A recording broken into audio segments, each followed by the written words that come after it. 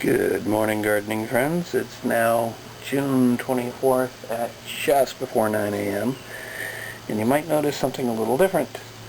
I have now moved the, I'm not completely done with it, but I'm moving the yellow pear tomato over to the big planter. I've been doing a lot of work on the patio the last few days, just trying to, since I've done so much outside, I'm trying to get to the actual patio with the hope of maybe getting to a point where I can get up in the morning and go sit in a chair and drink a cup of coffee and not be stumbling over everything on the patio. But anyway, I just kept thinking about it, and the early girl tomato that's sitting back behind it, that one, the roots are actually, even though I had my whole big planter subdivided into 8 parts, it was actually sending out the roots between, just in the tiniest little slots between the dividers. Even though I tried to seal it up with foil tape and everything else, it was working its way across. So I finally just decided, alright, plant wants to spread out, we'll let it spread out. And the yellow pear tomato, that was sitting in a box. You can kind of see it on the right of the frame there, one of my garden boxes. And when I pulled it out, it was pretty seriously root bound. So it just turns out that tomatoes really want to spread their roots quite a bit. So I figured, why not accommodate them? I've pulled the dividers, I've pulled a couple of the dividers out of the big thing there. Let me see if I can get you an actual better shot. Okay, so now you can get sort of an idea. If you look in the back there, you'll see where the bamboo stakes are coming up. Those were pretty much right up against one of the dividers. I've pulled that divider and allowed it to just freely flow. So the early girls in the back, the yellow pear you can see in the front, along with some leaves from the early girl. But if you look to the right, towards the bottom of the frame there, you can see it, and you can see the roots that were all growing along the side of that box. So now that I've given it some place to grow, I'm expecting that the yellow pear will take off. I'll get back to spanking my tomatoes, which I haven't been doing after all that I was talking about before. But anyway, that's sort of the story of the tomatoes. Let's take a look at some of the rest of what's going on the patio. So there's the edible boxes, by which I mean that I can plant edibles in the boxes. That they're made out of cedar, so I don't worry about the material leaching into the soil and affecting the food. There's quite a few boxes lined up there.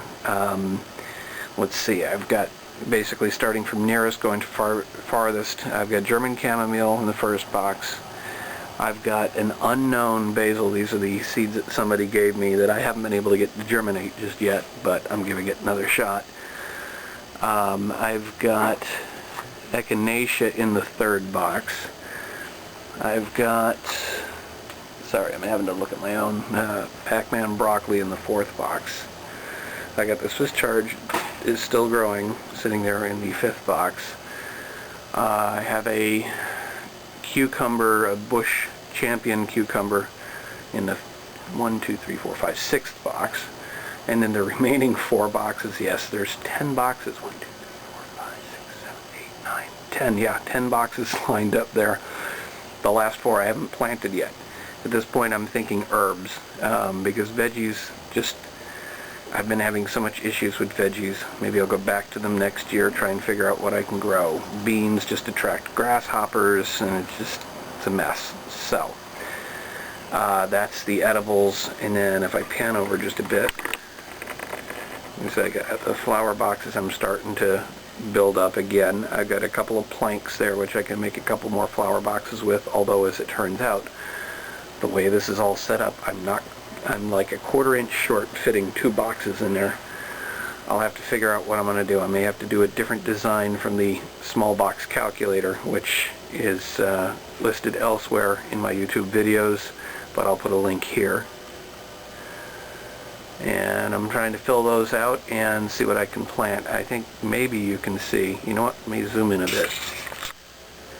Now you can sort of see the backside of one blue morning glory flower. So that first box has blue morning glory. The box on the right that also has a light in it that has red morning glory I just planted. and in between is snapdragon, and I haven't decided exactly what to do with the remaining boxes and or flowers. I also have some material for another edible box. I'm kind of running out of room, so I'm trying to figure out what to do with that. But that's basically the update for here on the patio. I hadn't gotten a whole lot done, and now I'm just kind of charging forth, trying to do as much as I can. Oh, now that I think of it, I have 10 of those edible boxes. I have one that's still sitting on top of the big planter, so that's 11. And I got enough to build another one, so that makes it 12. A full dozen boxes, and 6 of them will not be seeded yet, so I have to decide what to plant. Any ideas? Feel free to chime in. If I haven't put anything in the boxes yet, I might consider it. Anyway, that's it for the patio. Good afternoon, gardening friends. It is now June the 26th at about 12:30. I have a little bit of news today, but first let's start with the tomatoes as usual. You can see that they're growing nicely. At least initially it looks like the yellow pear tomato on the right there has survived the transplant, so that's good. I see some buds up on there. I'll see if I can get you a close-up. But just to report, it's basically, it looks like it's survived the transplant, and I got quite a few tomatoes on the early girl on the left, and I haven't counted them. I can see quite a few, and there's one that's ripe, and I wanted to show it to you before I picked it and ate it. Let's see, let's look at the yellow pear and see if I can get you a shot of the buds. Sorry, I gotta kind of walk around, and of course the wind kicks up right as I do that. So right up there's some buds. Hopefully you can see that. And coming around, hopefully you can see that I've got tomatoes in various places on the early girl. And there's the ripe one right there, and there's one that's ripening behind it. Of course, they're not quite as big as regular early girl, probably because it was in about a square foot of soil, which is now 2 square feet. So hopefully, because the roots, it looked like whenever I dug out the adjacent containers there, the roots were working their way over despite the foil that I put in and everything else. So I've given up on the foil. But basically it's in 2 square feet now, so hopefully that'll help make it a little healthier. There's a couple more back there I'm hoping you can see, and some more developing up there. There's even a couple right behind the screen there. So there's quite a few starting to grow, and I'm going to enjoy this. But unfortunately I got some sad news. Well, not really. Basically something I just discovered. So let me go outside and show you. This is my most recently transplanted nasturtium, which had a fair amount of foliage on it and some flowers, and it was looking pretty good. And I've been noticing lately that there's a lot of leaves dropped down below, and I thought, oh great, the grasshoppers have acquired a taste for nasturtium, which is the doom of my nasturtium because I got plenty of grasshoppers around here. But that's not it. Let me see if I can actually capture what's happening.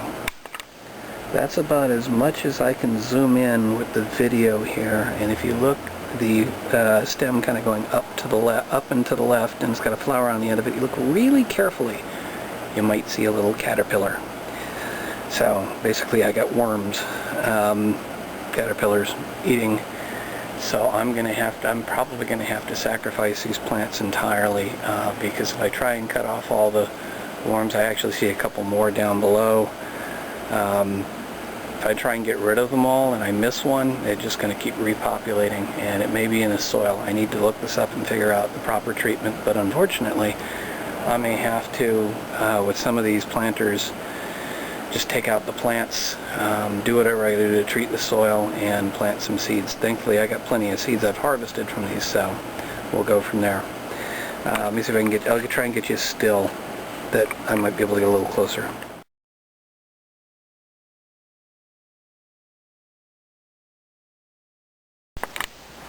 Good afternoon, gardening friends. It is now July 1st, and the saga of the cabbage worms continues. I've actually been watching for them really carefully, trying to find them and get rid of them the best I can. I don't know how well you can see it, but there's one right back here, and I'm going to go pick them off and show you what I do to treat for cabbage worm. Let's see if we can't.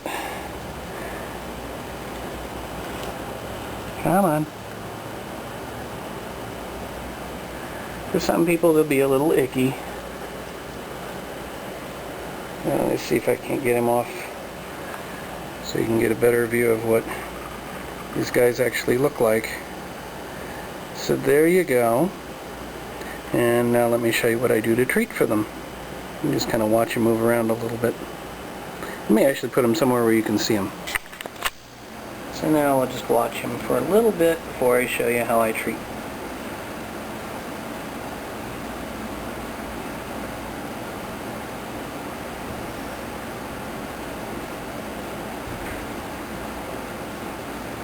He's trying to figure out what happened to his food source.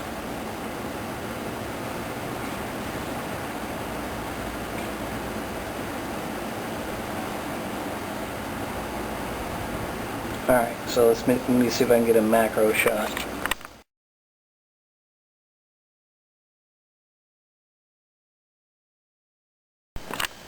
So, how do I treat for cabbage worm?